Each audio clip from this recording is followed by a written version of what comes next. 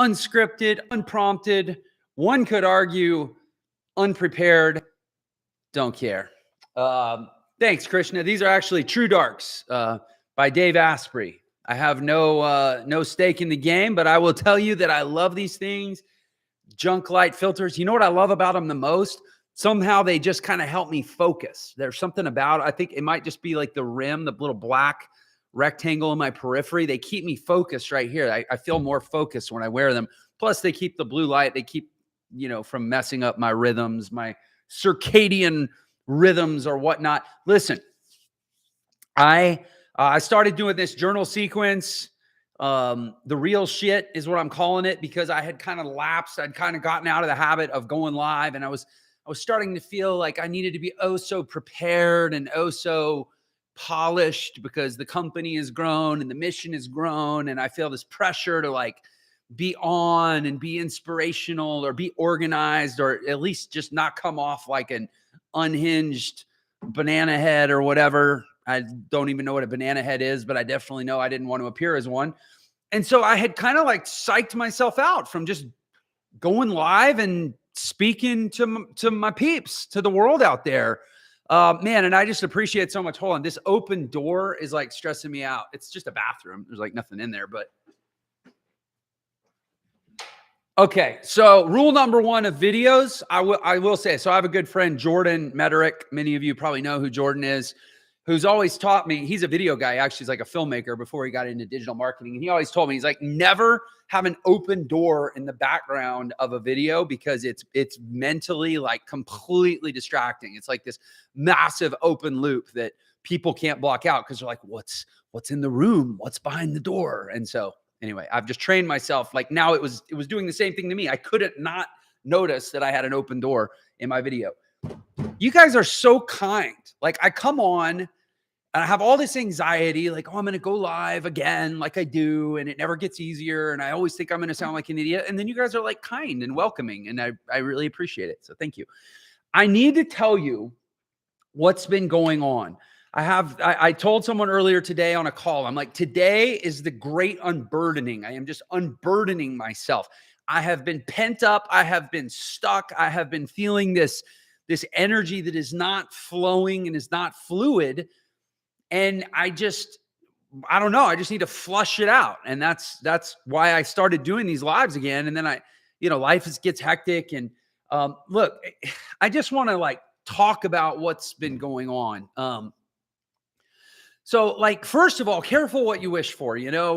I've grown this business to this point where now the conversations, like they're all like, oh, well, there's all these people, stakeholders, vested interests.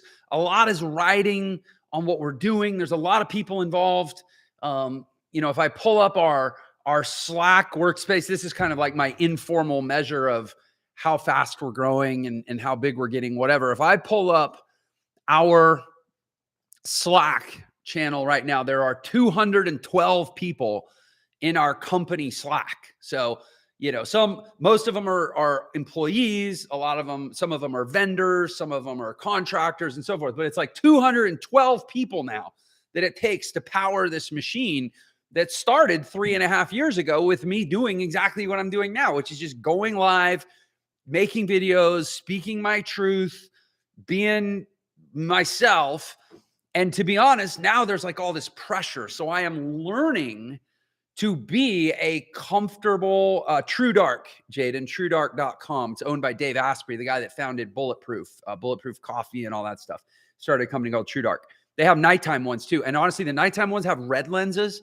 And I literally put those on. It's like taking a melatonin. I am tired in like 30 minutes when I put on the nighttime ones. It's actually pretty amazing. Again, I've no stake in the matter. I'm just telling you as a consumer, they're legit. And they're not just like the cheap blue light filtering glasses you buy off Amazon. Dave's a really legit guy. I know Dave. I've had Dave on my show. High integrity. There is mad science behind his product that is not the typical stuff you get on Amazon for filtering out blue light. But I digress. Look, I'm figuring this out as I go.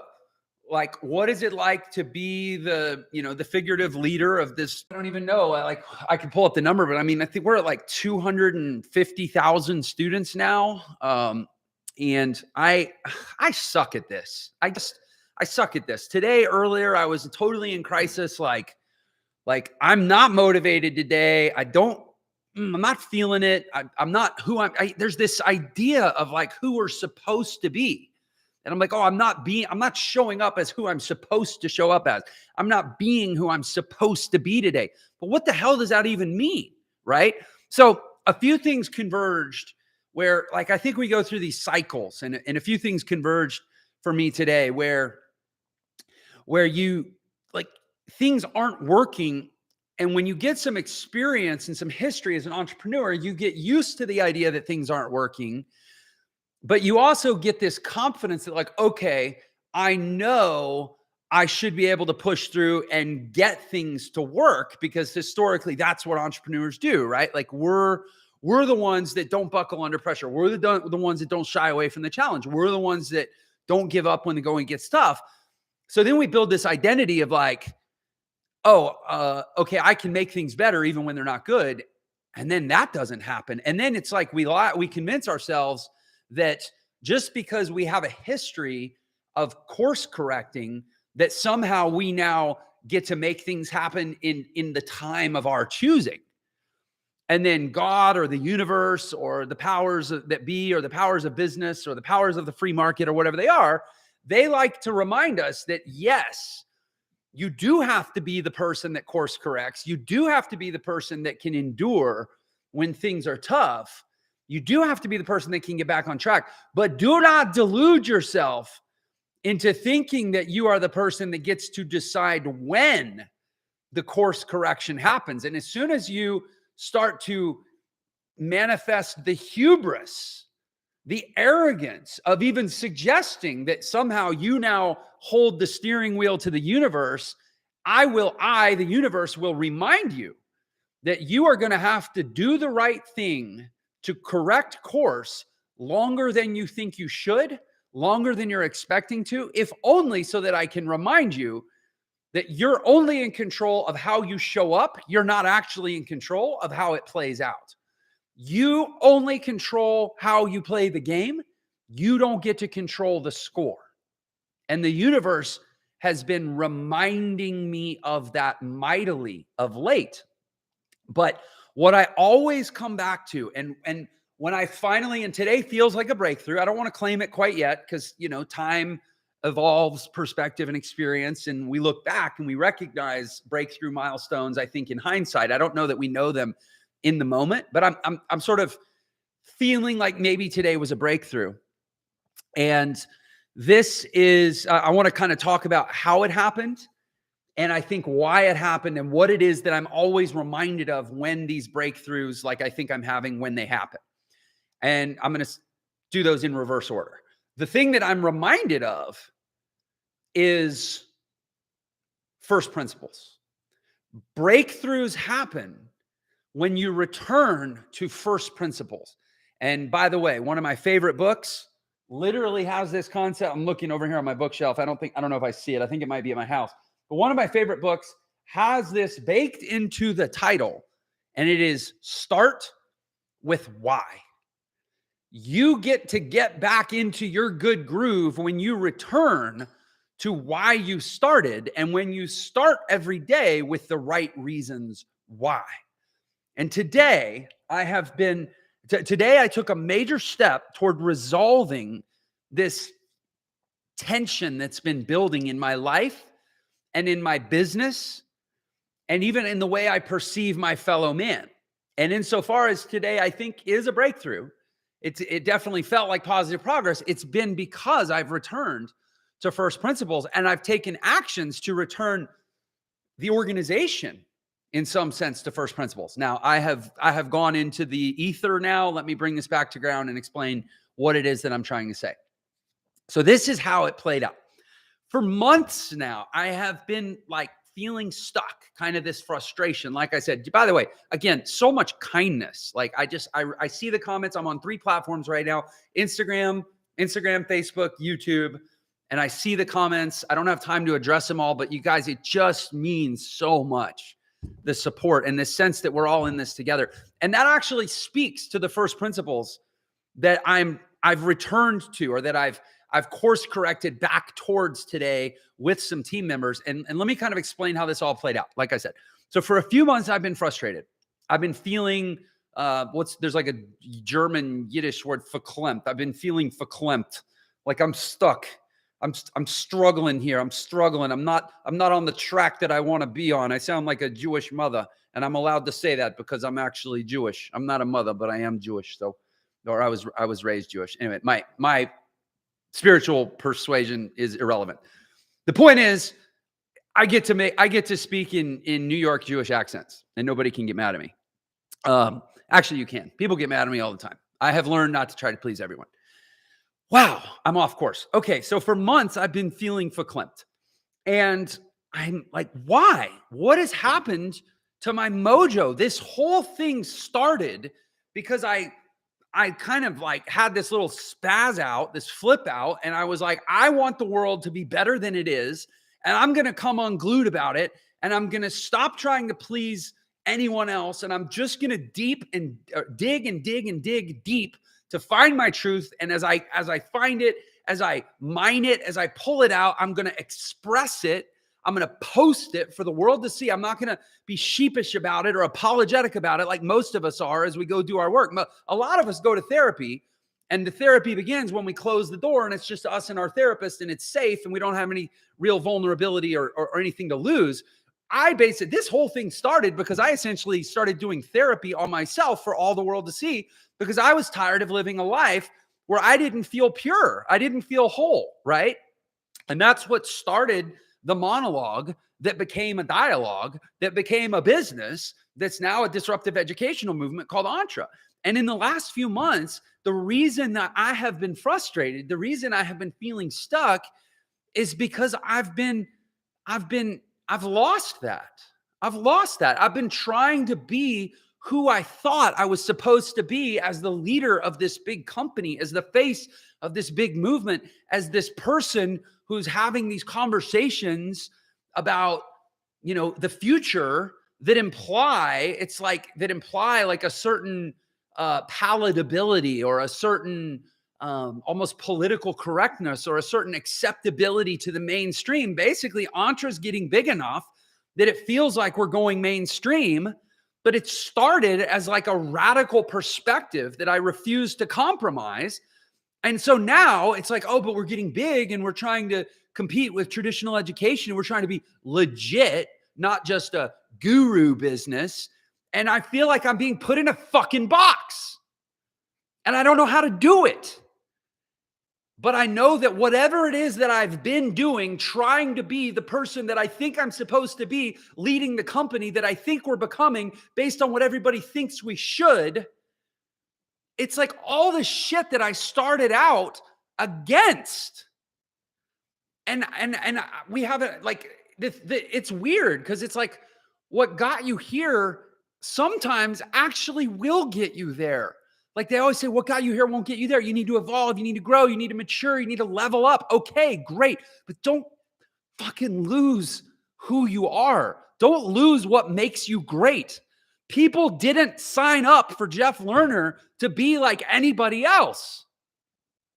And I have made the mistake of compromising what it is that I have to say, how I feel, how I speak, what message I have to convey in this world, because I'm like, it's not like scared, like I'm scared. I don't experience it as fear. I'm not gonna describe it as like fear. I've been afraid. I'm not afraid.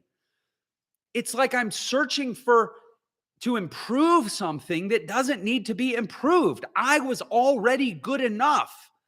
That's why people were attracted in the first place. I was already good enough. Yes, Dr. Vincent, permission granted. I don't know what you're going to say. I just see permission, ? Permission granted. You guys say whatever you feel. Say whatever you have to say. What's up, Matt Souter? Blast from the past. I hope you're still rocking those drums, man. I was back in Houston a couple weeks ago, reliving all the glory days as a gigging musician, and I thought of you, man. I thought of you. Anyways, listen, guys, I was already good enough. That's what got this whole thing started. And this idea that somehow, because Entre is growing and the movement is expanding, and we're trying to penetrate the mainstream, and we're trying to become this alternative path to traditional education, that somehow the face and the figurehead, this guy, needs to somehow be different than he was, has been crushing my soul. And I am sick of it. And I am getting back to my roots of truly not giving two shits what anybody thinks. And it feels really good. It feels really good. And so today, there's a few things that have been happening that tell me this is the right direction. So there's a guy, there are not a lot of people, and I think some of this is ego. There aren't a lot of people that I really, really like to edify and put on a pedestal of like, oh, I really, truly look up to them, or they're, I hate the term of guru, but like if I was going to have a guru, there aren't that many people that I would say like, okay, that's going to be my guru that I'm going to really dig in and lean into what they say and kind of hang on their every word. But one such person is a guy named Alex Hormozy. I think a lot of you probably know who Alex is, because he's one of the only people in the world who I think is both as good or better digital marketer than me, like direct response marketer, and he's in better shape than me. So it's like funny, like the stupid little identity things that we create around ourselves. And Leslie, I will never declare myself a guru. That term, right? But anyway, Hormozy, like this guy's a stud, epic direct response marketer, and super jacked. Two things that I know are both really hard. And he just sold his company for like gazillions of dollars. So I've been messaging Alex because I like want to talk to him. I want to talk to him about potentially being involved in some stuff that I'm doing, some ideas that I have, maybe with Entre, like whatever. And just idea stuff, right? Like, and I'm just reaching out to him. And look, he's been pretty big in the direct response, digital education space, digital entrepreneurship space lately, because he sold his business. He wrote this amazing book called $100 Million Offers. It's like one of the most, just go get the book. If you're into marketing or entrepreneurship, go get the book. But anyway, the guy's a total stud, and he's been in the news a lot. I say the news, I mean, like in our world, right? He's been out there a lot. So I know he's getting totally bombarded right now. Like his inbox is like 100 times fuller than mine. So like, I'm not taking it personally that he's not responding, but I've been trying to get a hold of the guy for a while. I reached out to some friends like, hey, do you have direct link to Alex, make an intro, da, da, da. And so finally, after a couple months of like, I'd send him a message like every few weeks. Like I try not to be like fan geeky and blow him up. I finally was just like, all right, well, our paths will cross eventually, whatever. And so finally, I don't know if it was the last night or this morning, he finally hits me back. And so that's clue number one, that I'm getting back into alignment. And so I've been going back and forth with him. And one of here's why this is important. It's not just because like, oh, there's a human and he's responding to me and now we're in dialogue, which is cool. Turns out he actually lives across the street, like across the parking lot, not even across Las Vegas Boulevard, but across the parking lot from where I own I have a couple investment properties in Vegas in a hotel there in City Center. And he literally like lives right there. So like I can go down and like meet him for lunch now anytime I want. And we're in conversation. So it's like, okay, cool. The universe made it very easy once I made contact for us to start to develop this relationship. But the reason this is so interesting to me is because he's become my proxy placeholder in my mind for a concept that I have been really, really anchoring into lately. And this concept is really what this conversation is about. And this concept, like whenever I go live, it's usually like, okay, I'm going to share what's going on in my life. I'm going to share from my heart and my experience, but I would like there to be some value for people listening other than just like me yammering, right? So if I was going to say, okay, what's the high value concept? What's the lesson that I would share? This is it right here. It's the difference So Alex has put out some content recently that talks about the difference between direct response marketing and branding. And he says, direct response marketers make money, but they never get truly wealthy. The people that get truly wealthy are the people that build brands. And yet the thing that most people don't understand is that the only difference between direct response marketing and brand is the time horizon in which you consider your decisions. In other words, if you go out to the market and you approach your business on the basis of what can I accomplish in the next 30 days? How many customers can I acquire in the next 30 days? How much money can I make in the next 30 days? How many people can I convince to do business with me in the next 30 days?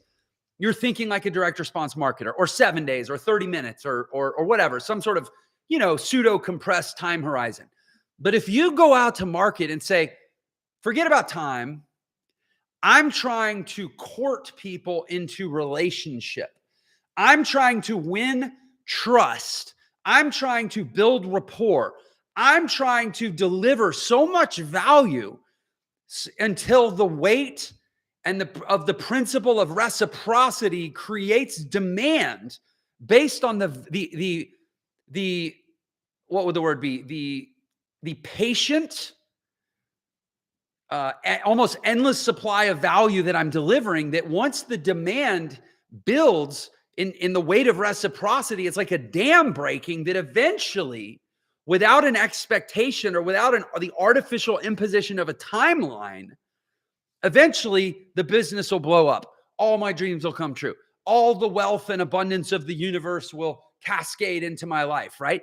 Time horizon is what shifts our thinking from brand to direct response. So that's something that Alex said that I first heard him say a few months ago. And I was like, oh yeah, that's on point.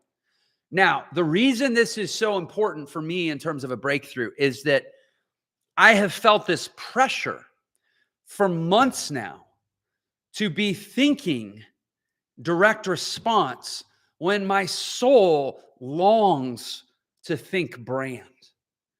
In other words, like I said, there are 212 people in our Slack. We have multi-million dollar payroll. I've got to acquire customers now. I've got to make sales now. I've got to fund this machine now because I'm trying to make a movement in education. And either I have to go raise private equity money or take on investors or bring other cooks into the kitchen to operate at the scale that we're at, or else I got to sell shit now. And and by the way, entrepreneurs out there, who feels me? Who feels the pressure to say, I would love to think only brand. I would love to think only, sorry, let me decline that call. I would love to think only brand. I would love to think endless time horizon. I would love to not be short-sighted.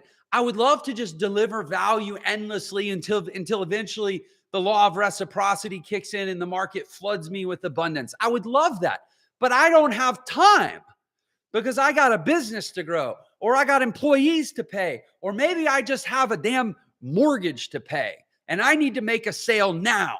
So I'm going to mentally be a direct response marketer who's trying to acquire a customer rather than a brander who's just trying to deliver value and build goodwill. Anybody feel that tension in the universe? Because that is the tension that I have been feeling in the universe for the last several months. And we're big enough that I didn't know how to resolve it, because deep down, look, I started this thing when it was just me. I started this thing when I didn't have big bills to pay. I didn't have hundreds of people on payroll. I wasn't spending literally 7 or multiple 7 figures a month just on ads. Okay, bring it. You know what? You're going to come on my fucking live and tell me that you got scammed from this program? Why don't you tell me? Why don't you tell me what program? KSB_TR3. I got nothing to hide. I'm a brander. I have an endless time horizon. If we've done wrong, I'll make it right, but you bring it. You tell me how you got scammed. Let's have that conversation. Gonna keyboard warrior it up and hide behind the comments on a live. Why don't you tell me how you got scammed? We're all just gonna wait. We're gonna wait to hear it. If you're on YouTube, if you're on Facebook, hop on Instagram Live, because KSB_TR3 is, I'ma be honest. I got scammed from this program and they're about to tell us what happened. I can't wait for this. Let's resolve it. Let's resolve it right now. I got our whole concierge team on Slack right now.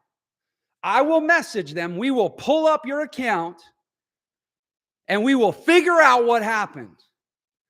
We will figure out what happened. God, you've gone shockingly silent.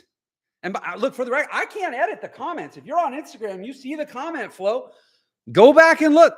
KSB_TR3. Somebody go find this person's profile, send them a direct message, say, get back on Jeff Lerner's Live because he wants to resolve your support issue because you just came on and you lobbed a grenade and said, I'm going to be honest, I got scammed from this program. And then you went dark. You disappeared. I guess he's gone. I guess he crawled back in his hole where everybody's out to get him and he's getting scammed left and right. Let me guess, you paid $1 for a Coca-Cola and you got scammed because the calories packed on some pounds, right? We are all guilty and subject to the consequences of our own decisions and our own choices. But I can 100% guarantee you that whatever happened, we don't please everybody. We don't make everybody happy. You don't have 250,000 paying customers like we've had and not drop a ball somewhere and not manage to piss off somebody. We might have done you wrong, but we didn't do you dirty. And that word scam, that there word fires me up because scam implies intent. And I'll be damned if you're going to come on my live and question my intentions for what I'm here to do in this world. All right, moving on. So listen, branding versus direct response. They say that you got to learn to block out the comments, but I don't like to block out the comments because I love my audience. I do this with you. I do this for you. I do this alongside you. I don't like to block out the comments. Thank you. You know what? Thank you for bringing me back on point. 7 figures a month. We are spending between 1 and 2. I don't know if we've hit 2 fully yet, but like probably on the order of about $20 million a year just in ads. I have a big ass machine that I got to feed. And so I've been anxious. Again, I'm not going to say scared. I'm going to say anxious. I have been anxious lately. And I have been thinking we gotta win. And as soon as you use that word win, and I'm guilty of this, you're all of a sudden, you're thinking zero sum, right? Like for there to be a victor, there has to be a loser. This isn't about winning the marketing game. Branding isn't about winning. Branding is about being so definitively and uniquely and authentically yourself that there is no competition. It is a game of one. And that's what I'm back here to do. I had a team huddle call with our copywriting team, the people that literally write the words that come out of my mouth. Like a lot of the ads that I shoot, and this is what we're trying to figure out, is like, it's so different. You know, it used to just be me. I used to just hit record, go live, speak my truth, make my pitch. If I had once I built a course, I'm like, hey, yo, click the link if you want to get the course and like it was so natural. Now we have like a team that creates the ads and creates the concepts, and we have video production, and it goes through a process, and it goes through compliance. Okay. Paul, I'm not going to get off course again. KSB_TR3. It took you a while to come back. I will circle back to your comment, but I'm going to stay on the path for right now because some people said, I think I got the vibe that like they want me to stay on the path, but we will circle back. Make no mistake. We will circle back to that. And I will read it for everyone. He said, I got scammed because went through long processes about the same thing and not getting to actually showing you how to make money at all. Okay, cool. We'll circle back to that. Also grammar, dude, like grammar, please. Um, so I got with the team and I said, listen, guys, here's my challenge. Here's my challenge is we're big, we're mainstream. We think that we need to appeal to the masses. And ideally, we do want to have some appeal to the masses, right? But there is a difference between telling the world that you can help everyone versus telling the world that you can help anyone. And I fundamentally believe that digital entrepreneurship in the modern age can be a salvation play for just about anyone. But we are kidding ourselves if we think there will ever be a world where it can be a salvation play for everyone. Because we're never going to live in a world where everyone is willing to do work that everyone is unwilling to do. Get what I mean? Everyone will never do what everyone is unwilling to do. And in the law of the world, in the law, if you look at history, you look at sociology, you look at economics, you look at capitalism, there's always going to be some people that do more than others. There's always going to be some people that get better results than others. There's always going to be some people that push harder than others because we would never want, nor are we engineered to have, equality of outcomes. Every play towards social, world socialism or utopianism or this idea that like we're going to get everybody to where they're the same so that nobody's jealous and nobody feels left out, that is not a desirable world. It is not a natural world. And no matter how hard anybody tries, that'll never be the world. And so for us to go to market with this idea that like, hey, everybody come one, come all, and entrepreneurship will lift you up, we need to not allow ourselves to feel a pressure that has to be our message. Our message needs to be an invitation to a very exclusive club, but it's exclusive by the choosing of every invitee. In other words, everyone's invited, but it's an exclusive party or an exclusive club, the club of successful, thriving digital entrepreneurs that live this amazing lifestyle. But the exclusivity is based on the decision of the person who was invited. And we need to start going out to market and saying, listen, you are probably like if you're watching an ad of a guy talking about how to build a business on the internet, you're probably expecting certain things. You're expecting me to tell you that it's going to be easy. You're expecting me to tell you that it's some sort of business in a box. You're expecting me to tell you that it's turnkey or that it's microwavable or that you push buttons and magically money pops out, because that's what the industry has conditioned you to expect. So let me be the one to tell you that is not how this works. And I was speaking to the group, the team of the copywriting team. I said, we have to be willing to take the risk of alienating and turning away those people who aren't going to want to hear the message that not everybody is going to get what they want, because not everybody's going to be willing to do what they must.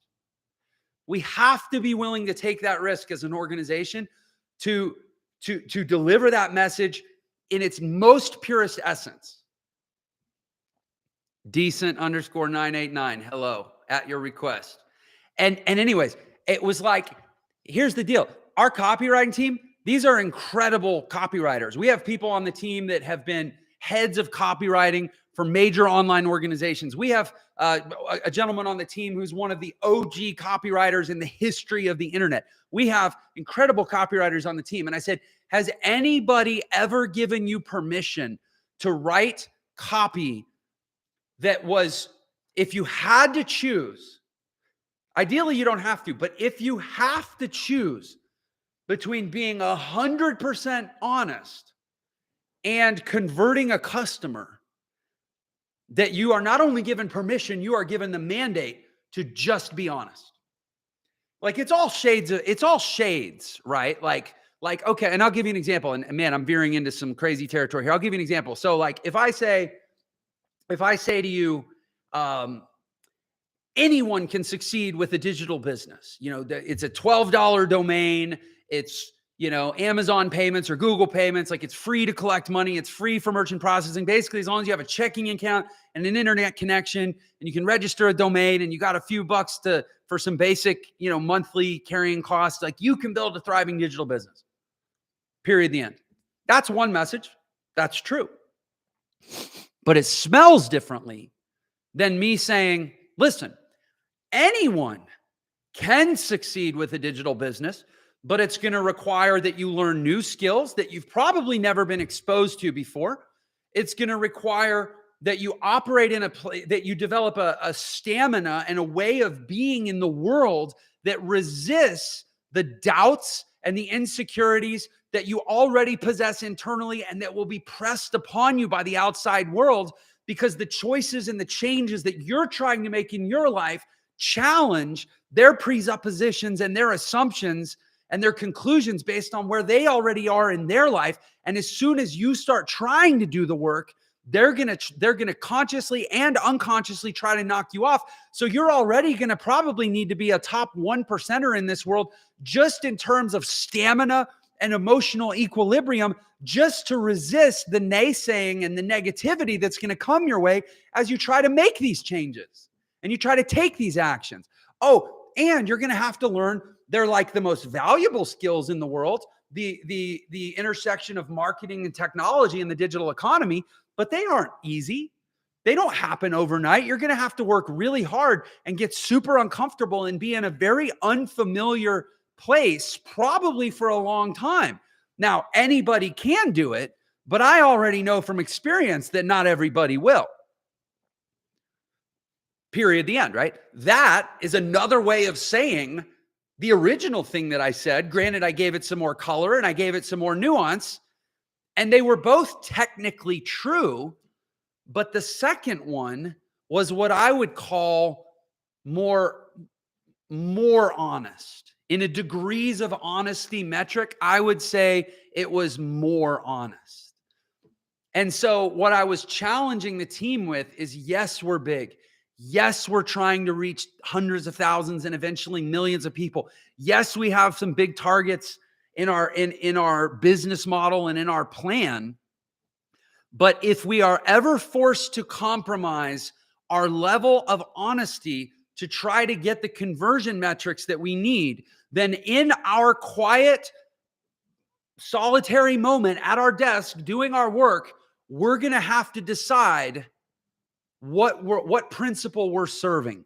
Are we serving the principle of converting customers now, or are we serving the principle of delivering authentic, valuable over time without imposing an artificial time horizon that says, maybe my job will be threatened. Maybe my livelihood will be threatened if I don't compromise to get the conversion. And that was the challenge that I issued them. And to be honest, they said, no one, no authority, no employer, no company owner, no face of a brand, no one has ever challenged them in that way and given them that level of permission to err on the side of timeless truth as a copy team. And that is my liberation breakthrough. That is why I am feeling so effing cleansed and purified today, is that I am now unapologetically, boldly, and forever going to preach the message that there is an exclusive invitation that anyone can qualify for, but never will we have a world where everyone does.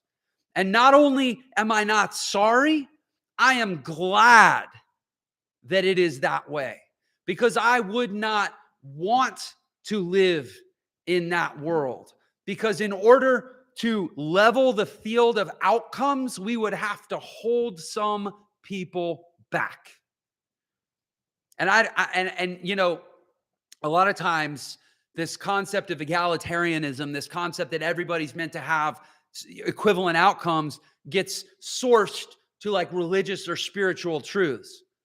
well, the meek shall inherit the earth, right? So therefore that everybody should be lifted up regardless of their own individual effort or contribution.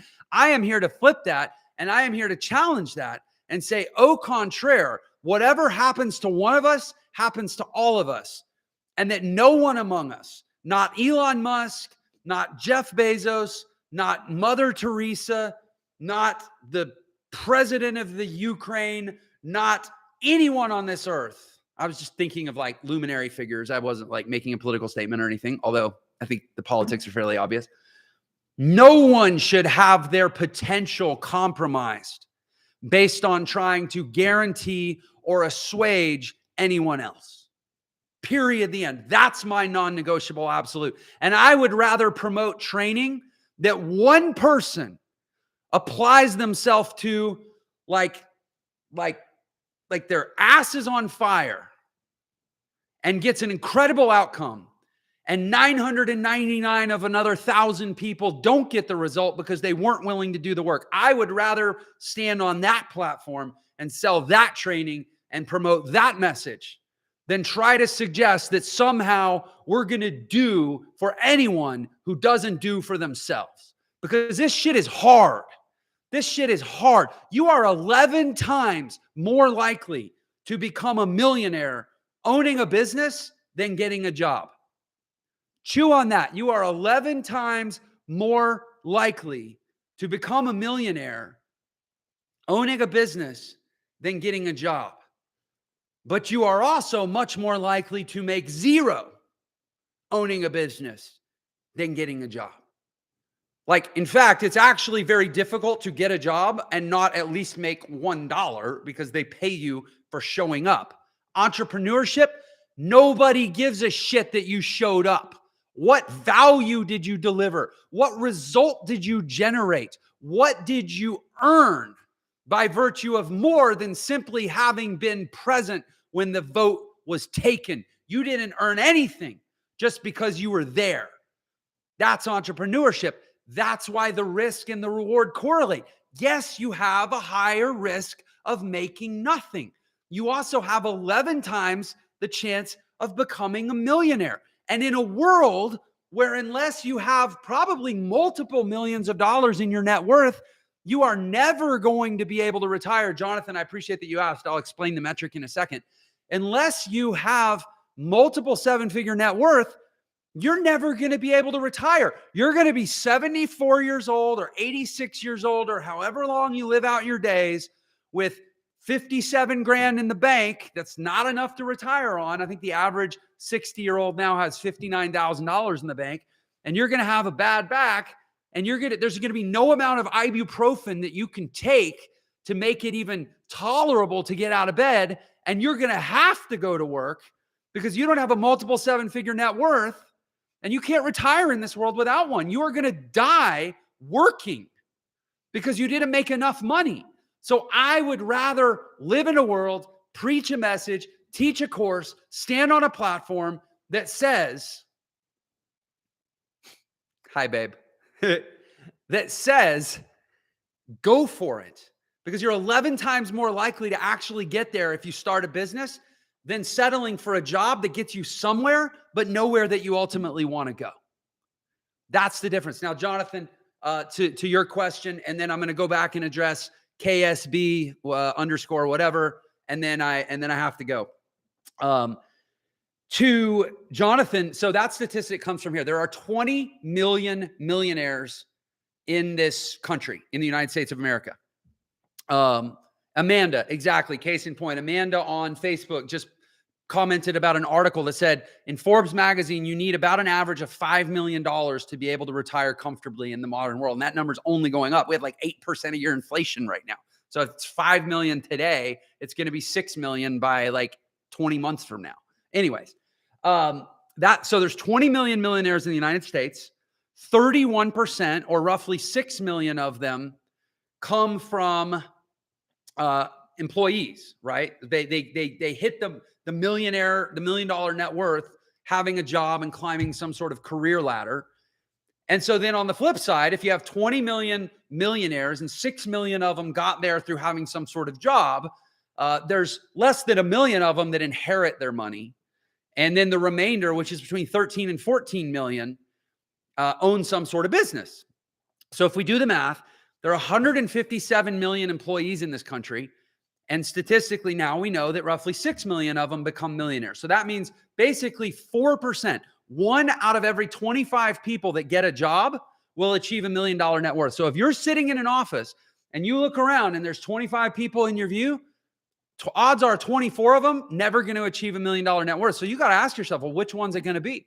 Is it going to be the one that knows the boss? Is it going to be the one that's related to the banker? Is it going to be the one that's, sleeping with so-and-so? Is it going to be the one that's willing to step on other people to achieve their goals? Like, is it going to be me? Like, you got to decide, am I the 1 out of 25 or am I the 24 out of 25? Because statistically, 1 out of 25 employees becomes a millionaire. Now, on the flip side, we have 31 million businesses in this country. That's 31 million tax ID numbers.